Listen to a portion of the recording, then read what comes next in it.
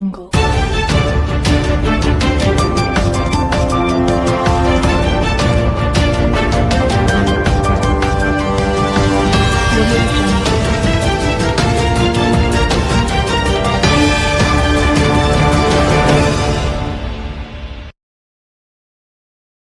ಗಂಗಾವತಿ ತಾಲೂಕು ಕುಂಬಾರರ ಸೇವಾ ಟ್ರಸ್ಟ್ ತಾಲೂಕು ಘಟಕ ಗಂಗಾವತಿ ಇವರ ಆಶ್ರಯದಲ್ಲಿ ಮಹಾನ್ ವಚನಕಾರ ಹಾಗೂ ತತ್ವಜ್ಞಾನಿ ಶ್ರೀ ಸರ್ವಜ್ಞರ 506ನೇ ಜಯಂತ್ಯೋತ್ಸವವನ್ನು ವಿಜೃಂಭಣೆಯಿಂದ ಆಚರಿಸಲಾಯಿತು.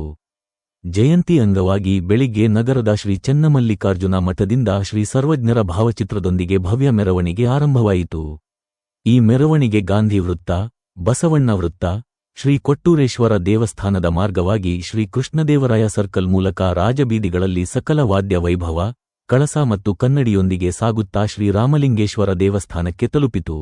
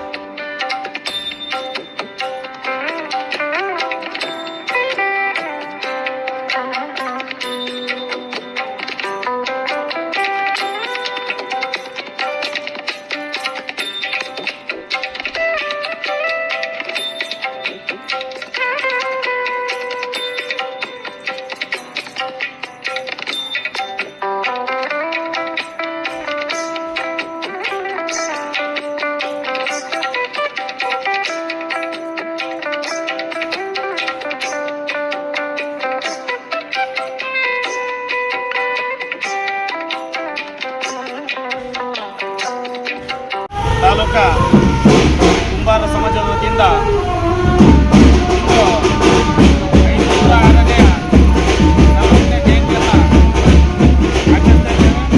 ಅತ್ಯಂತ ವಿಜೃಂಭಣೆಯಿಂದ ನಾವು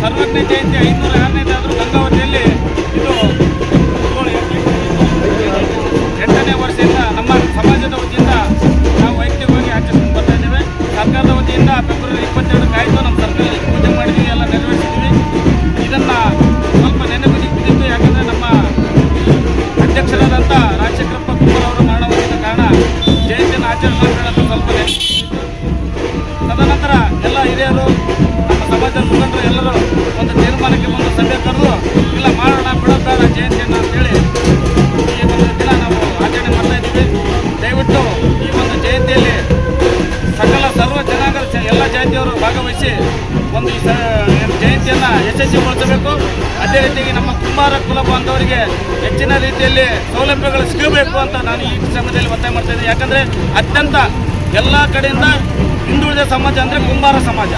ಅದು ಯಾರಿಗೂ ಗೊತ್ತಿಲ್ಲ, ಇದುವರೆಗೂ ಸರ್ಕಾರದಲ್ಲೂ ಧ್ವನಿ ಎತ್ತಲ್ಲ, ಯಾರು ವಿಧಾನಸಭೆಯಲ್ಲಿ ಧ್ವನಿ ಎತ್ತಲ್ಲ, ಯಾರೂ ಧ್ವನಿ ಎತ್ತಲ್ಲ. ಯಾಕಂದರೆ ನಮ್ಮ ಕುಂಬಾರ ಸಮಾಜದಲ್ಲಿ ಕೇಳೋರು ಯಾರೂ ಇಲ್ಲ. ಅದಕ್ಕೋಸ್ಕರ ಈಗ ಹೇಳ್ತಾ ಇದ್ದೀವಿ, ನಮ್ಮ ಸಮಾಜ ನಮ್ಮ ಹೆಮ್ಮೆ, ನಾವು ಇದನ್ನೆಲ್ಲ ಆಚರಿಸ್ಕೊಂಡು ಬರ್ತಾ ಇದ್ದೀವಿ.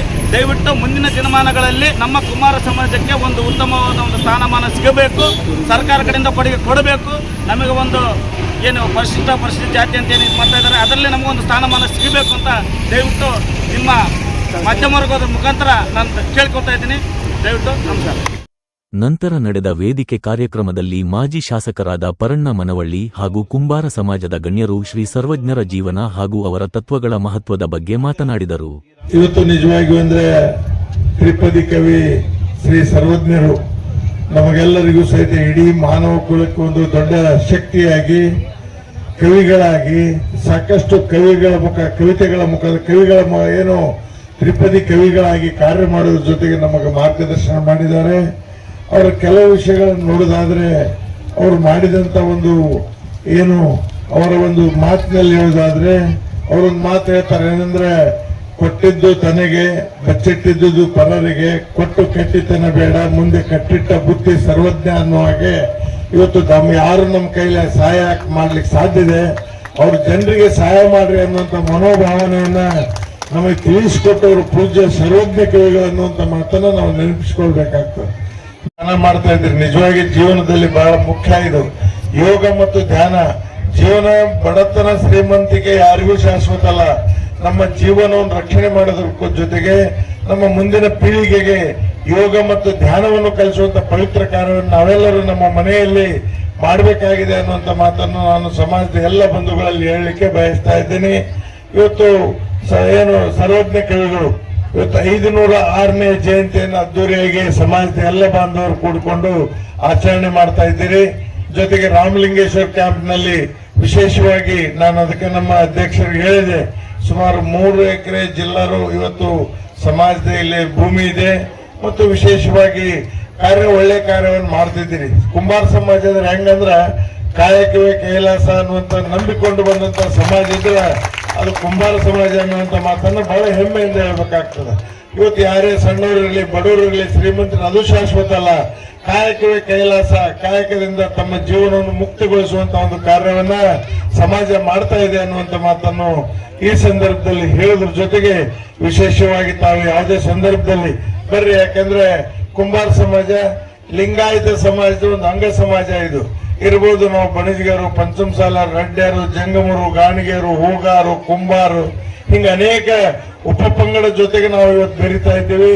ಇವತ್ತು ಈ ಸಮಾಜಕ್ಕೆ ಸಣ್ಣ ಸಮಾಜ ಆದರೂ ಸಹಿತ ಸಿಗಬೇಕಾದ ಸವಲತ್ತುಗಳು ಸಿಗ್ತಾ ಇಲ್ಲ ಅನ್ನುವಂತ ಒಂದು ಕೊರಗು ನಿಮ್ಮನ್ನು ಕಾಡ್ತಾ ಇದೆ, ಆತಂಕ ನಿಮ್ಮನ್ನು ಕಾಡ್ತಾ ಇದೆ ಅನ್ನುವಂತ ಮಾತನ್ನು ಈ ಸಂದರ್ಭದಲ್ಲಿ ಹೇಳುವುದ್ರ ಜೊತೆಗೆ ವಿಶೇಷವಾಗಿ ಸಮಾಜವನ್ನು ಬೆಳೆಸ್ರಿ, ಯೋಗ ಧ್ಯಾನದ ಜೊತೆಗೆ ಮಕ್ಕಳಿಗೆ ಶಿಕ್ಷಣ ಕೊಡುವಂತ ಒಂದು ಪವಿತ್ರ ಕಾರ್ಯವನ್ನು ಮಾಡಿ. ಬಡತನ ಇದ್ರೂ ಸಹಿತ ಮೊದಲು ಮಕ್ಕಳಿಗೆ ಮಕ್ಕಳನ್ನ ಶಾಲೆಗೆ ಕಳಿಸುವಂತ ಕಾರ್ಯವನ್ನು ಮಾಡಿದಾಗ ಮುಂದೆ ಆ ಕುಟುಂಬ ಆ ಸಮಾಜ ಹೆಚ್ಚಿನ ರೀತಿಯಲ್ಲಿ ಸುಧಾರಣೆ ಆಗಲಿಕ್ಕೆ ಸಾಧ್ಯ ಆಗ್ತದೆ ಅನ್ನುವಂತ ಮಾತನ್ನು ಮುಖ್ಯವಾಗಿ ನಾನು ಈ ಸಂದರ್ಭದಲ್ಲಿ ಹೇಳಲಿಕ್ಕೆ ಬಯಸ್ತಾ ಇದ್ದೀನಿ. ಆದ ಕಾರಣ ಸಮಾಜದ ಎಲ್ಲ ಹಿರಿಯರು ಕೂಡ್ಕೊಂಡು ಏನೇ ಸಮಸ್ಯೆ ಇರಲಿ ಶಾಂತಿಯುತವಾಗಿ ಒಕ್ಕಟ್ಟಾಗಿ ಆ ಸಮಾಜವನ್ನು ಬೆಳೆಸುವಂತ ಕಾರ್ಯ ಮಾಡಿದಾಗ ಸಮಾಜ ಇನ್ನೂ ಹೆಚ್ಚಿನ ರೀತಿಯಲ್ಲಿ ಬೆಳೀಲಿಕ್ಕೆ ಸಾಧ್ಯ ಆಗ್ತದೆ. ಮುಂದೆ ಯುವ ಪೀಳಿಗೆಯನ್ನು ಸಹಿತ ಹೆಚ್ಚಿನ ರೀತಿಯಲ್ಲಿ ಬೆಳೆಯೋದ್ರ ಮುಖಾಂತರ ಪೂಜ್ಯ ಸರ್ವಜ್ಞರ ಒಂದು ಅವರ ಆದೇಶದಂತೆ ಅವರ ತತ್ವ ಸಿದ್ಧಾಂತಗಳನ್ನ ಪಾಲನೆ ಮಾಡೋದ್ರ ಮುಖಾಂತರ ನಾವೆಲ್ಲರೂ ಕಾರ್ಯ ಮಾಡೋಣ ಅನ್ನುವಂತ ಮಾತನ್ನು ಈ ಸಂದರ್ಭದಲ್ಲಿ ಹೇಳಿ, ಶಾಸಕರಿದ್ದಾಗ ಈ ದೇವಸ್ಥಾನ ಆಯ್ತು ಅನ್ನುವಂತ ಮಾತನ್ನು ನಾನು ನೆನಪಿಸಿಕೊಳ್ಳಿಕ್ಕೆ ಬಯಸ್ತಾ ಇದ್ದೇನೆ. ಯಾಕಂದ್ರೆ ನಮಗೊಂದು ಸಂಸ್ಕೃತಿ ಸಂಪ್ರದಾಯ ಒಂದು ಪರಂಪರೆ ಇದೆ. ಏನೇ ಕಷ್ಟ ಬರಲಿ ಮೊದಲು ದೇವರು. ಇವತ್ತು ರಾಮಲಿಂಗೇಶ್ವರ ಇರ್ಬೋದು, ಬಸವಣ್ಣ ಇರ್ಬೋದು, ಹನುಮಪ್ಪ ಇರ್ಬೋದು, ದ್ಯಾಮಮ್ಮ ಇರ್ಬೋದು, ಎಲ್ಲ ದೇವರು ನಮ್ಮವು. ಆದ ಕಾರಣ ವಿಶೇಷವಾಗಿ ರಾಮಲಿಂಗೇಶ್ವರ ಸ್ವಾಮಿ ದೇವಸ್ಥಾನ ನಿರ್ಮಾಣ ಆಗೋದ್ರ ಜೊತೆ ಕಾರ್ಯ ಮಾಡಿದ್ದೀರಿ. ನಿಮ್ಮೆಲ್ಲರ ಒಂದು ಪರಿಶ್ರಮಕ್ಕೆ ಇವತ್ತು ಒಳ್ಳೆ ಕಾರ್ಯ ನಡೀತಾ ಇದೆ ಅನ್ನುವಂತ ಮಾತನ್ನು ಈ ಸಂದರ್ಭದಲ್ಲಿ ತಿಳಿದಿರುವಂತೆ ಈ ಪವಿತ್ರ ಸ್ಥಳವು ನಮ್ಮ ಕುಲಕಸುಬಿಗೆ ಮೂಲ ಆಧಾರವಾಗಿತ್ತು ಹಾಗೂ ಕುಂಬಾರ ಕುಂಟೆ ಎಂದೇ ಖ್ಯಾತವಾದ ಈ ಆಸುಪಾಸಿನ ಸ್ಥಳವು ನಮಗೆ ಬದುಕನ್ನೇ ಕಟ್ಟಿಕೊಟ್ಟಿತ್ತು. ಕಾಲ ಕೈಲಾಸ ಎಂಬ ಶರಣರ ನುಡಿಯಂತೆ ನಮ್ಮ ಕಾಯಕಕ್ಕೆ ಆಧಾರವಾದ ಈ ಸ್ಥಳವೇ ನಮ್ಮ ಪಾಲಿನ ಕೈಲಾಸವಾಗಿದೆ. ಈ ಪುಣ್ಯ ಸ್ಥಳದಲ್ಲಿ ಮೊದಲಿನಿಂದಲೂ ಶ್ರೀ ರಾಮಲಿಂಗೇಶ್ವರರಿಗೆ ಪೂಜೆ ಪುನಸ್ಕಾರಗಳು ನಮ್ಮ ಸಮಾಜದ ಹಿರಿಯರಿಂದ ನಡೆಯುತ್ತಾ ಬಂದಿವೆ. ಈ ಪರಂಪರೆಗೆ ಒಳಗುಂದಿ ಪಂಪಣ್ಣ, ಮಲ್ಲಿಕಾರ್ಜುನ ಕುಂಬಾರ್, ದಿವಂಗತರಾದ ಪಂಪಣ್ಣ ಹೊಸಪೇಟೆ, ಚೆನ್ನಪ್ಪ ಕುಂಬಾರ್ ಮತ್ತು ಇತರರು ಮೂಲ ತಳಹದಿಯಾಗಿದ್ದರು. ಸುಮಾರು 25-30 ವರ್ಷಗಳ ಹಿಂದೆ ಶ್ರೀ ಪ್ರಸನ್ನ ಪಂಪಾ ವಿರೂಪಾಕ್ಷೇಶ್ವರ ದೇವಸ್ಥಾನದಲ್ಲಿ ಕರ್ನಾಟಕ ಪ್ರದೇಶ ಕುಂಬಾರರ ಸಂಘದ ತಾಲೂಕು ಘಟಕವನ್ನು ಅದ್ದೂರಿಯಾಗಿ ಅಸ್ತಿತ್ವಕ್ಕೆ ತರಲಾಯಿತು. ಶ್ರೀ ಮಲ್ಲಿಕಾರ್ಜುನಪ್ಪ ಕುಂಬಾರ್, ಸಿದ್ದಪ್ಪ ಕುಂಬಾರ್ ಮುದಗಲ್, ವಿರೂಪಾಕ್ಷಪ್ಪ ಕುಂಬಾರ್ ಹಾಗೂ ಸದಾಶಿವಪ್ಪ ಕುಂಬಾರ್ ಅವರು ಸಂಸ್ಥಾಪಕ ಅಧ್ಯಕ್ಷರು, ಉಪಾಧ್ಯಕ್ಷರು, ಕಾರ್ಯದರ್ಶಿ ಹಾಗೂ ಖಜಾಂಚಿಗಳಾಗಿ ಮುನ್ನಡೆಸಿದರು. ತದನಂತರದಲ್ಲಿ ಶ್ರೀ ಹಿಂಗಪ್ಪ ಚಕ್ರಸಾಲಿ, ಶ್ರೀ ಅಂದಪ್ಪ ಕುಂಬಾರ್, ಶ್ರೀ ರಾಜಶೇಖರ್ ಕುಂಬಾರ್ ಹಾಗೂ ಹನುಮೇಶ್ ಕುಂಬಾರ್ ಅಡ್ವೊಕೇಟ್ ಗೌರವ ಅಧ್ಯಕ್ಷರು, ಉಪಾಧ್ಯಕ್ಷರು, ಕಾರ್ಯದರ್ಶಿ ಹಾಗೂ ಖಜಾಂಚಿಗಳಾಗಿ ಸಂಘವನ್ನು ಯಶಸ್ವಿಯಾಗಿ ಮುನ್ನಡೆಸಿದರು. ಈ ಅವಧಿಯಲ್ಲಿ ಬಹುತೇಕ ಒತ್ತುವರಿಯಾಗಿದ್ದ ಭೂಮಿಯನ್ನು ನಮ್ಮ ಕಬ್ಜಾಕ್ಕೆ ತರಲು ಪ್ರಯತ್ನಿಸಲಾಗಿ ದೇವಸ್ಥಾನದ ಜಾಗ ಹಾಗೂ 2 ಎಕರೆ 30 ಗುಂಟೆಯಷ್ಟು ಭೂಮಿಯನ್ನು ನೋಂದಣಿ ಮಾಡಿಸಿ ಉಳಿಸಿಕೊಳ್ಳಲಾಯಿತು. ಪ್ರತಿ ಶ್ರಾವಣ ಮಾಸದ ಕಡೆಯ ಸೋಮವಾರದಂದು ವಿಶೇಷ ಪೂಜೆ, ಅಭಿಷೇಕ ಮತ್ತು ಸಾರ್ವಜನಿಕರಿಗೆ ಹಾಗೂ ಕುಲಬಾಂಧವರಿಗೆ ಪ್ರಸಾದ ವ್ಯವಸ್ಥೆ ಮಾಡುತ್ತಾ ಬರಲಾಗಿದೆ. ಇಂತಹ ಗೌರವ ಸನ್ಮಾನಗಳನ್ನು ಮಾಡುತ್ತಾ ಬಂದಿದ್ದೇವೆ. ಅಷ್ಟೇ ಅಲ್ಲದೆ ಪ್ರತಿ ವರ್ಷ ಕಾರ್ತಿಕ ಮಾಸದಲ್ಲಿ ಕೂಡ ನಮ್ಮ ದೇವಸ್ಥಾನ ಬಂದಿದ್ದೇವೆ. ಪ್ರತಿ ವರ್ಷ ಶಿವರಾತ್ರಿ ಹಬ್ಬದಂದು ವಿಶೇಷ ಪೂಜೆ, ಅಭಿಷೇಕ, ಪ್ರಸಾದ ವ್ಯವಸ್ಥೆ ಮಾಡಲಾಗುತ್ತದೆ. ಇದಲ್ಲದೆ ಪ್ರತಿ ತಿಂಗಳ ಅಮಾವಾಸ್ಯದಂದು ಕುಲ ಬಾಂಧವರು ವಿಶೇಷ ಪೂಜೆ, ಪ್ರಸಾದ ವ್ಯವಸ್ಥೆಯನ್ನು ಮಾಡಲಾಗುತ್ತದೆ. ಈ ಎಲ್ಲಾ ಅಭಿವೃದ್ಧಿ ಕಾರ್ಯಗಳು ಯಶಸ್ವಿಯಾಗಿ ನಡೆಯಲು ಕಾರಣ ಶ್ರೀನಾಥ್ MLC ದಣಿ ಅವರಿಗೆ ನಮ್ಮ ಟ್ರಸ್ಟಿನ ಪದಾಧಿಕಾರಿಗಳಿಂದ ಹಾಗೂ ಕುಲಬಾಂಧವರಿಂದಲೂ ಜೋರಾಗಿ ಚಪ್ಪಾಳೆ ಮೂಲಕ ಕೃತಜ್ಞತೆಗಳನ್ನು ಅರ್ಪಿಸೋಣ. ಹಾಗೆಯೇ ನಮ್ಮ ದೇವಸ್ಥಾನದ ದೇವಸ್ಥಾನ ತಂತಿ ಬೇಲಿ ಹಾಕಿಸಲು ನಮ್ಮ ಗಂಗಾವತಿಯ ಮಾಜಿ ಶಾಸಕರಾದ ಶ್ರೀ ಪವಣ್ಣ ಮನವಳ್ಳಿಯವರು ತಮ್ಮ ಅನುದಾನದ ಅಡಿ ವರ್ಷದ ಈ ಒಂದು ಸರ್ವಜ್ಞ ಅವರ ಶ್ರೀ ಜಯಂತ್ಯೋತ್ಸವ ಕಾರ್ಯಕ್ರಮವನ್ನ ಆಯೋಜಿಸಕ್ಕಾಗಿ ಅವರಿಗೆ ತುಂಬ ಹೃದಯ ಧನ್ಯವಾದಗಳನ್ನು ತಿಳಿಸ್ತಾ, ತ್ರಿಪದಿ ಕವಿಗಳು ಆದಂತ ಸರ್ವಜ್ಞ ಅವರು ತುಂಬಾ ವಚನಗಳನ್ನ ನಮಗೆ ದಾರಿದೀಪವಾಗಿ ಹೇಳಿಕೊಟ್ಟು ಹೋಗಿದ್ದಾರೆ. ಆ ವಚನಗಳನ್ನ ನಮ್ಮ ಜೀವನದಲ್ಲಿ ಅಳವಡಿಸಿಕೊಂಡು ಹೋಗುವಂತದ್ದು ನಮ್ಮೆಲ್ಲರ ಕರ್ತವ್ಯ. ಹಾಗಾಗಿ ಕವಿಗಳು ಏನು 16-17ನೇ ಶತಮಾನದಲ್ಲಿ ನಮ್ಮ ಕನ್ನಡದ ಅತ್ಯಂತ ಜನಪ್ರಿಯ ತತ್ವಪದಕಾರರು ಹಾಗೂ ಕವಿಗಳು ಆಗಿದ್ರು. ಅವರು ಹಾವೇರಿ ಜಿಲ್ಲೆಯ ಹಿರೇಕೆರೂರು ತಾಲೂಕಿನ ಅಬಲೂರು ಒಂದು ಹಳ್ಳಿಯಲ್ಲಿ ಬಹಳ ಕಡುಬಿಡುವ ಕುಟುಂಬದಲ್ಲಿ ಜನಿಸಿದವರು. ಅವರು ತ್ರಿಪದಿ ಕವಿಗಳು ಅಂತಂದ್ರೆ ಜನಸಾಮಾನ್ಯರು ಅವರನ್ನ ಮೊದಲನೇದಾಗಿ ಬಹಳ ಅವಮಾನಕಾರಿಯಾದ ಕೆಲವು ಸಂಘಟನೆಗಳು ಅವರ ಒಂದು ಜೀವನದಲ್ಲಿ ನಡೆದಿರ್ತಕ್ಕಂಥದ್ದು. ಅವರು ಇಡೀ ಜೀವನವನ್ನ ಈ ಸಮಾಜ ಸಲುವಾಗಿ ಸಮರ್ಪಣೆ ಮಾಡಿದಂತಕ್ಕಂಥವ್ರು. ಹಾಗಾಗಿ ಅವರ ಮೊದಲನೆಯ ನಾವೇನೀಗ ಸರ್ವಜ್ಞ ಅಂತ ಹೇಳ್ತಾ ಇದೀವಿ, ಅವರಿಗೆ ನಾವು ಸಾರ್ವಜನಿಕವಾಗಿ ಕೊಟ್ಟಂತಹ ಒಂದು ನಾಮಪದ. ಆದ್ರೆ ಅವರ ಒಂದು ಮೂಲವಾದ ನಾಮ ಅಂತಂದ್ರೆ ಪುಷ್ಪದತ್ತ ಅಂತ ಹೇಳಿ.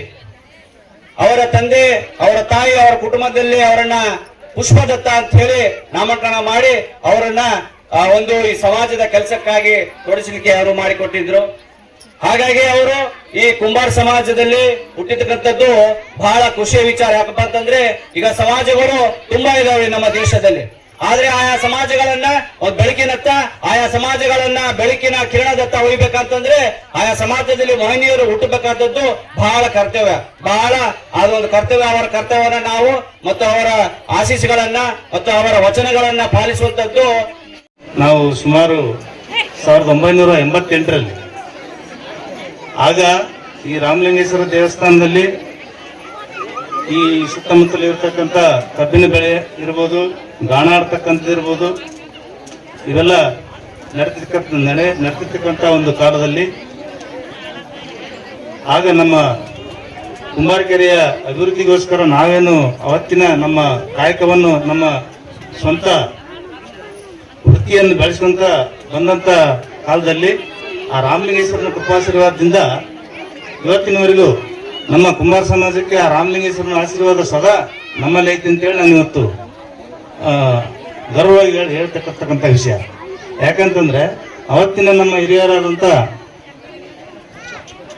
ಮಲ್ಲಿಕಾರ್ಜುನಪ್ಪ ಕುಂಬಾರ್, ಚನ್ನಬಸಪ್ಪ ಕುಂಬಾರ್ ಹಾಗೂ ಹಿರಿಯಜಂತಿಗೆಲ್ಲ ಲಿಂಗಪ್ಪನವರು ಹಾಗೂ ಜೊತೆಗಿರ್ತಕ್ಕಂಥ ಎಲ್ಲ ಹಿರಿಯರು ಕೂಡಿ ಅವತ್ತಿಗೆ ಆಗಿನ ಕಾಲಕ್ಕೆ ತಕ್ಕಂತ 88ರಲ್ಲಿ ಬರೀ 5,000ದಲ್ಲಿ ನಾವು ಈ ಕಾರ್ಯಕ್ರಮವನ್ನು ಪ್ರಾರಂಭ ಮಾಡಿ ಇವತ್ತು 5 ಲಕ್ಷವರೆಗೂ ಆಗ್ತಕ್ಕಂಥ ವಿಷಯ ಇದ್ರೂ ಕಡಿಮೆನೇ ಈಗ. ಯಾಕಂತಂದ್ರೆ ಈ ರಾಮಲಿಂಗೇಶ್ವರನ ಆಶೀರ್ವಾದದಿಂದ ಇಲ್ಲಿವರೆಗೂ ಯಾವುದೇ ತೊಂದರೆ ಇಲ್ಲಂತೆ. ಮೊದಲು ಅಭಿಷೇಕ ಮತ್ತು ರಾಮಲಿಂಗೇಶ್ವರನ ನೆನಪಿನಾರ್ಥವಾಗಿ ಕೆಲವು ಕಾರ್ಯಕ್ರಮಗಳನ್ನ ಮಾಮೂಲಿಯಾಗಿ ಮಾಡ್ಕೊಂತ ಬರ್ತಕ್ಕಂಥ ಆ ಕಾಲ ಇತ್ತು. ಇತ್ತೀಚಿನ ಸುಮಾರು 2006-7ರಿಂದ ಈ ಸರ್ವಜ್ಞ ಜಯಂತಿಯ ಒಂದು ಕಾರ್ಯಕ್ರಮವನ್ನು ಮಾಡ್ಬೇಕಂತೇಳಿ ಪೂರ್ವ ಸಭೆ ಮಾಡಿ ಕೆಲವು ಹಿರಿಯರನ್ನ ಮುಖಂಡರನ್ನ ಕೂಡಿಸಿ ನಾವು ಒಂದು ಕುಂಬಾರ ಸಮಾಜಕ್ಕೆ ನಮ್ಮ ತ್ರಿಪದಿ ಸರ್ವಜ್ಞರು ಯಾರ ಕನಸಿನಲ್ಲಿ ಬಂದು ಏನು ಹೇಳಿದ್ರೋ ಗೊತ್ತಿಲ್ಲ. ಹಾಗಾಗಿ ಅವತ್ತಿನಿಂದ 2006-7ರಿಂದ ಈ ಸರ್ವಜ್ಞ ಜಯಂತಿಯನ್ನ ಸಾಮಾನ್ಯ ರೀತಿಯಿಂದ ನಡ್ಕೊಂತ ಬಂದಂತ ಈ ಸರ್ವಜ್ಞ ಜಯಂತಿ ಇವತ್ತು ಸುಮಾರು 1000 ಜನರಿಂದ ನಡೀತಕ್ಕಂಥ ಈ ಕಾರ್ಯಕ್ರಮ ಜಯಂತಿ ಇವತ್ತು ನಡೆದು ನೋಡಿದ್ರೆ ನಮಗೆ ತುಂಬಾ ಬಹಳ ಸಂತೋಷ ಅನಿಸ್ತದೆ. ಒಂದು ನಮ್ಮ ಸಮಾಜದ ಹಿರಿಯರಿರ್ಬೋದು, ಮಹಿಳೆಯರಿರ್ಬೋದು, ಎಲ್ಲರೂ ಏನದ ಈ ಸಮಾಜದಲ್ಲಿ ಯಾವುದೇ ಕಾರ್ಯಕ್ರಮ ನಡೆದ್ರು ಕೂಡ ಮನೆಗೆ ಒಬ್ಬರು ಬಂದ್ರೆ ನಾವು ಇನ್ನೂ ಹೆಚ್ಚಿನ ಕಾರ್ಯಕ್ರಮಗಳನ್ನ ಆಯೋಜನೆ ಮಾಡಿಕೊಂಡು ನಡೆಸ್ತಕ್ಕಂಥ ನಮ್ಮ ಯುವಕರು ಮುಂದಾಗಿದ್ದಾರೆ. ಆದ್ರೆ ನಾವಿನ್ನೂ ಬಹಳಷ್ಟು ಹಿಂದುಳಿದಂತ ವರ್ಗದವರಾಗಿ ಬೇರೆ ಬೇರೆ ಕಡೆಯಲ್ಲಿ ನಮ್ಮ ಪ್ರಸ್ತಾಪ ಆಗ್ತಾ ಇದೆ. ಅದು ಒಂದು ನಮಗೆ ಬಹಳ ಸಂಕಟ ಅನಿಸ್ತಕ್ಕಂಥ ವಿಷಯ. ಈ ಸಂದರ್ಭದಲ್ಲಿ ಗಂಗಾವತಿ ತಾಲೂಕು ಕುಂಬಾರರ ಸೇವಾ ಟ್ರಸ್ಟ್ನ ಗೌರವಾಧ್ಯಕ್ಷರಾದ ವಿರೂಪಾಕ್ಷಪ್ಪ ಕುಂಬಾರ್, ಉಪಾಧ್ಯಕ್ಷರಾದ ವೀರಭದ್ರಪ್ಪ ಕುಂಬಾರ್, ಕಾರ್ಯದರ್ಶಿ ರಮೇಶ್ ಕುಂಬಾರ್, ಖಜಾಂಚಿ ಕೊಟ್ರೇಶ್ ಕುಂಬಾರ್ ಸೇರಿದಂತೆ ಸಮಾಜದ ಮುಖಂಡರು ಮತ್ತು ಅನೇಕ ಭಕ್ತರು ಉಪಸ್ಥಿತರಿದ್ದರು.